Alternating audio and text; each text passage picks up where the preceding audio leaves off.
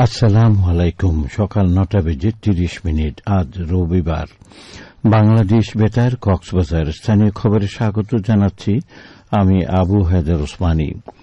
Dengue ও chikungunya সংক্রমণ প্রতিরোধে দেশব্যাপী ঘোষিত প্রতি শনিবার পরিচ্ছন্নতা দিবস কর্মসূচির অংশ হিসেবে শহর জুড়ে বিশেষ পরিচ্ছন্নতা কার্যক্রম চলমান রয়েছে। প্রধানমন্ত্রী তারেক রহমানের নির্দেশনায় গৃহীত এই কর্মসূচির আওতায় শনিবার দুপুরে পৌরসভার টিএনটি চৌধুরীপাড়া এলাকায় মশক নিধন ও পরিষ্কার পরিচ্ছন্নতা অভিযান পরিচালিত হয়েছে। ড্রেন পরিষ্কারের চলমান কার্যক্রম পরিদর্শনে যান সংসদ সদস্য লুৎফর রহমান কাজল। এ সময় তিনি কাজের অগ্রগতি সম্পর্কে খোঁজ খবর নেন এবং শহরের সৌন্দর্য ও স্বাস্থ্যকর পরিবেশ নিশ্চিত করতে নিয়মিত পরিচ্ছন্নতা কার্যক্রম জোরদার করার নির্দেশনা প্রদান করেন। তিনি বলেন, ডেঙ্গু ও চিকুনগুনিয়া প্রতিরোধ ও জলাবদ্ধতা নিরসনে প্রধানমন্ত্রী তারেক রহমান দেশজুড়ে প্রতি শনিবার নিয়মিত পরিচ্ছন্নতা অভিযান বা ক্লিনলিনেস ড্রাইভ কর্মসূচি ঘোষণা করেছেন। বর্ষা মৌসুমের আগেই এডিস মশার প্রজনন স্থল ধ্বংস করার উপর জোর দেন সংসদ সদস্য। এছাড়া একটি পরিচ্ছন্ন ও নিরাপদ পর্যটন নগরী গড়ে তোলার পাশাপাশি বর্ষায় যাতে কোথাও জলজটের সৃষ্টি না হয় সেজন্য আসন্ন বর্ষা মৌসুমের পূর্বেই ড্রেনগুলি পরিষ্কার করতে পৌরসভাকে সময় বেঁধে দেন।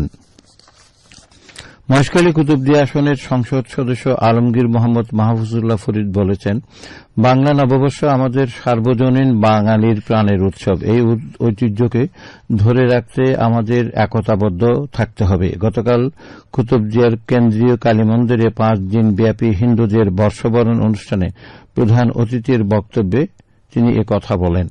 এ সময় সরকারি বিভিন্ন দপ্তরের কর্মকর্তা, স্থানীয় বিএনপি ও সনাতন ধর্মাবলম্বীর নেতৃবৃন্দ উপস্থিত ছিলেন। এদিকে চকরিয়ায় রাখাইন নববর্ষ উদযাপন উপলক্ষে জলকেলি উৎসব ও সম্প্রীতি কনসার্ট অনুষ্ঠিত হয়েছে। শনিবার দুপুরে উপজেলার মানিকপুর ইউনিয়নের রাখাইন পল্লীতে বর্ণিল আয়োজনের মধ্য দিয়ে এ উৎসব পালিত হয়।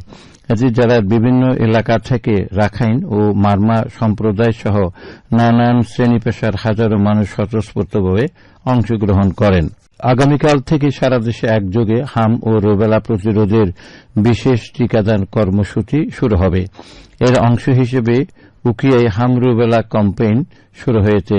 6 মাস থেকে 5 বছরের কম বয়সের সকল সুস্থ ও স্বাভাবিক শিশুদের 1 ডোজ করে হাম রুবেলা রোগের টিকা দেওয়া হবে।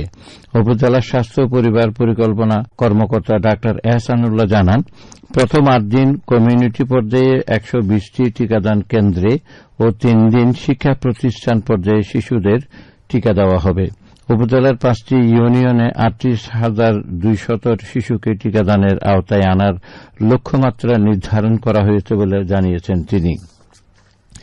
চকরিয়া ও টেকনাফে বিশেষ অভিযান চালিয়ে বিভিন্ন মামলার পলাতক 13 আসামিকে গ্রেপ্তার করেছে পুলিশ। গতকাল বিকেলে জেলা পুলিশের এক সংবাদ বিজ্ঞপ্তিতে জানানো হয়, চকরিয়া থানার বিভিন্ন এলাকায় গ্রেপ্তারি পরোয়ানা, তামিল, মাদক ও অস্ত্র উদ্ধারে পৃথক অভিযান চালানো হয়।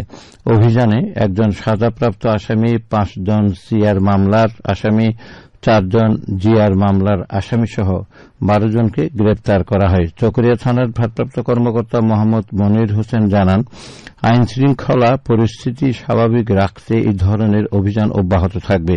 এদিকে টেকনাফে অভিযান চালিয়ে যাবজ্জীবন সশ্রম কারাদণ্ডপ্রাপ্ত এক পলাতক আসামিকে গ্রেপ্তার করেছে রিপিট অ্যাকশন ব্যাটালিয়ন র্যাব 15।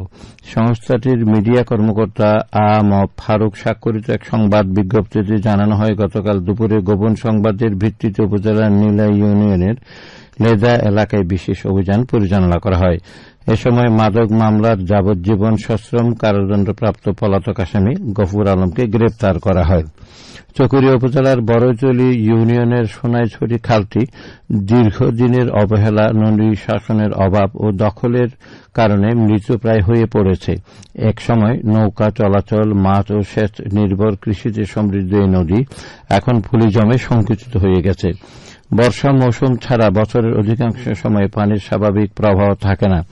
নদী ভরাট হয়ে যাওয়ার ফলে বর্ষা মৌসুমে জলাবদ্ধতা ও বন্যার প্রকোপ বেড়েছে। এতে ক্ষতিগ্রস্ত হচ্ছে কৃষিজমি ও বসতবাড়ি চরম দুর্ভোগে পড়েছেন স্থানীয় বাসিন্দারা। বাংলাদেশ কৃষি উন্নয়ন কর্পোরেশন বিএডিসির উপসহকারী প্রকৌশলী মুজাম্মেল হক জানান, সোনাইছড়ি খালের নিচু অংশ তিতু খাল নামে পরিচিত।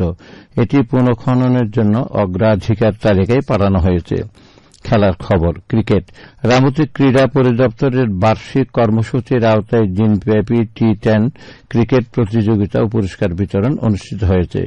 যুব ও ক্রীড়া মন্ত্রণালয়ের সহযোগিতায় কক্সবাজার জেলা ক্রীড়া অফিস আয়োজিত এই প্রতিযোগিতায় রামু খিজারি সরকারি উচ্চ বিদ্যালয় চ্যাম্পিয়ন হওয়ার গৌরব অর্জন করে। এতে উপজেলার 4টি শিক্ষা প্রতিষ্ঠানের 60 জন শিক্ষার্থী অংশগ্রহণ করে।